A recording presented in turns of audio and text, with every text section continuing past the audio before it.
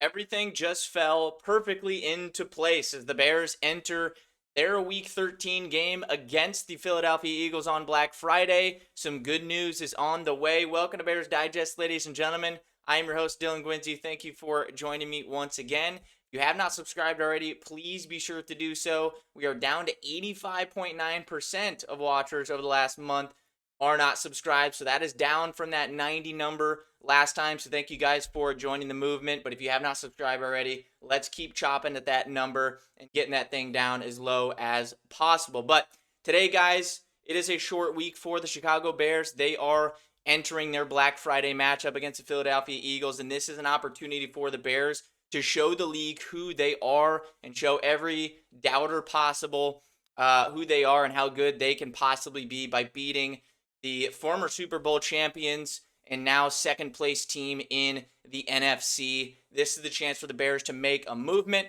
and make something happen there. They're playing with house money here. They're on a win streak. They're hot. They're playing well. And the Eagles are kind of reeling and they need a win and they're at home in prime time. This is something that the Bears just walk into the game, crack their knuckles and see what they can do. It's house money. If you lose, nobody's going to say anything. If you win, everybody's going to crown you. So let's go make the most of it and take advantage of it.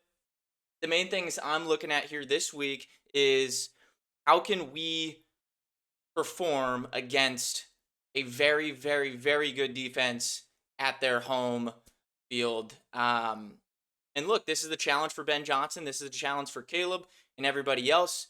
And I want to see how they come out and perform in that. I just want them to play competitive, and I want this to be close. And I want to have the Bears have a chance to win at the end and give themselves the best opportunity. The thing that we can't afford is to go out there this week and really just fall flat on our face and lose by 21 plus, right? Like that's what we can't have happen.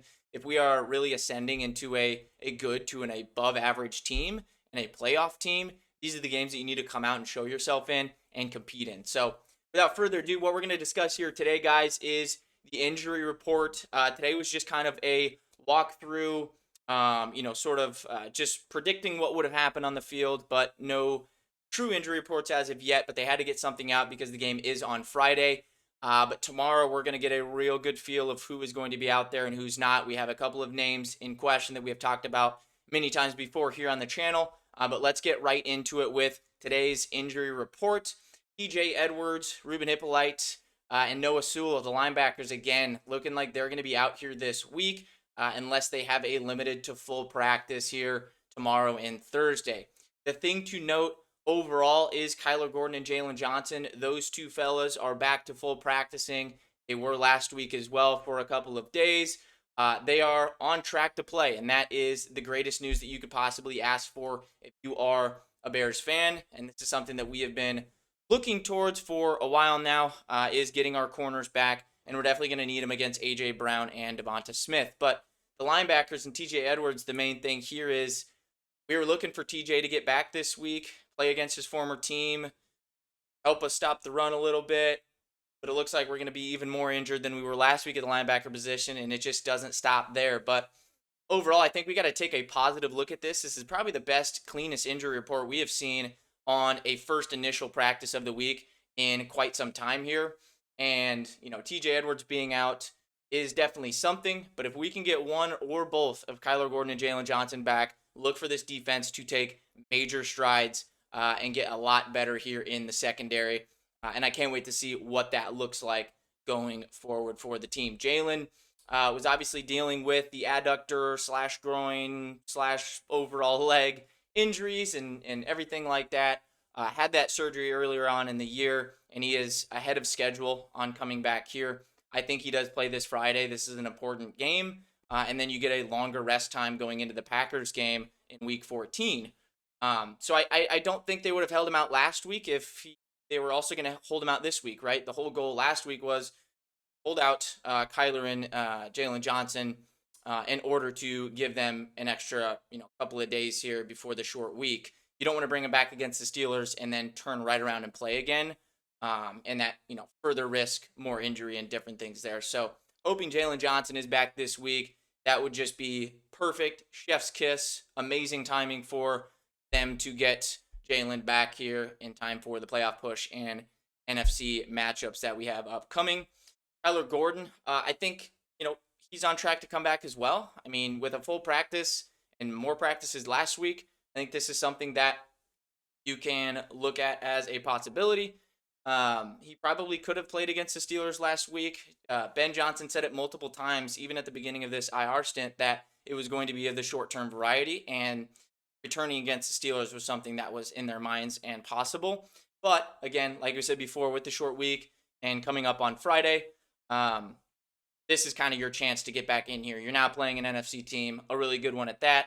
Let's get in there and see what you can do and get back healthy and get this secondary right. On top of that, we have TJ Edwards.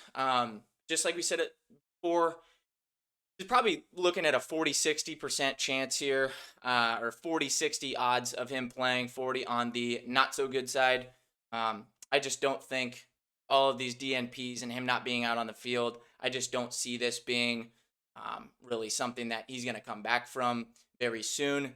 The one thing I'm frustrated about here with TJ Edwards is they said it earlier on that they're not going to put him on IR. They think it's short term, and then he just continues to miss all of these games. If you knew he was going to miss those games and he was going to, his injury was reacting badly after practice and after, sessions with the training staff and medical staff, why not just put him on IR at that point and give us an extra roster spot, like they kind of just did with Tremaine Edmonds.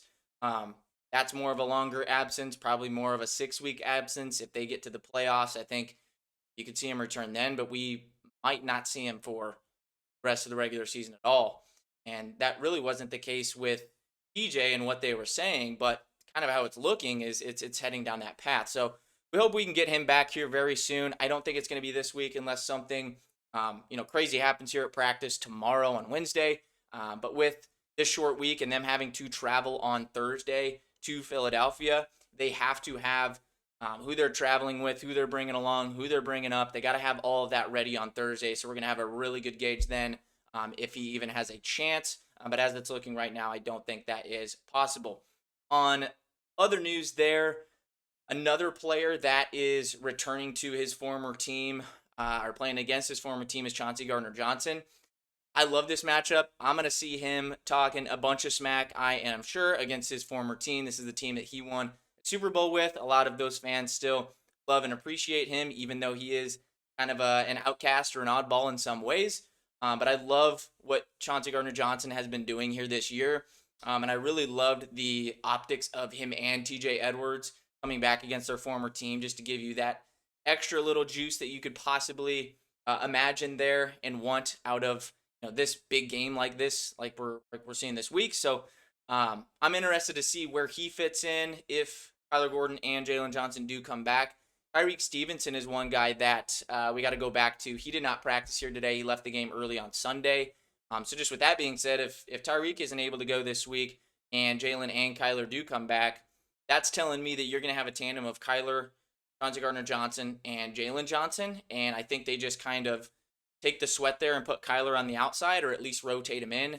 But Nahshon Wright can also handle that load as well. He's been an incredible ball hawk. So interesting to see there. But overall, guys, I think everything is kind of falling into perfect place here with injuries and this list coming way down every single week, it seems. Let's knock on wood there, of course. But I think the injuries are getting better. I think they're getting healthier, and that's a perfect time to do so when they should be playing their best ball here in December going into the playoff push. So thank you guys for joining Bears Digest once again. We're, of course, going to be here all week leading up to the game, except for Thanksgiving, of course. We're going to be here again tomorrow, kind of discussing everything there is to know before the game. But big one this week against the Eagles, a chance to shock the world. So thank you guys for joining once again. And as always, bear down.